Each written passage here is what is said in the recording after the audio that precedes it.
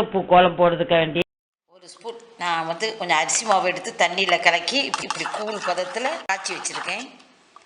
இப்போ நான் எப்படி போடுறதுங்கிறத உங்களுக்கு காட்டுறேன். அத்தைப்பூ கோலம் போடுறதுக்காண்டி நான் இவ்வளோ பூ வாங்கியிருக்கேன்.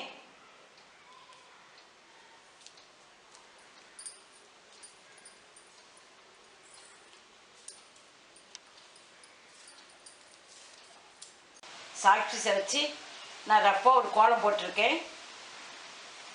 இதுக்கு மேலே நம்ம மாவு அந்த பேஸ்ட்டை காய்ச்சினதை தடவிட்டு அதுக்கு மேலே பூவை போடணும். நான் இப்போ எப்படின்னு காட்டுறேன். நானும் என் ஃப்ரெண்டும் சேர்ந்து தான் இந்த கோலம் போட போகிறோம். அவங்க வந்து இப்போ வந்து ப்ரெஷ்ஷை வச்சு அந்த மாவை தடவுறாங்க.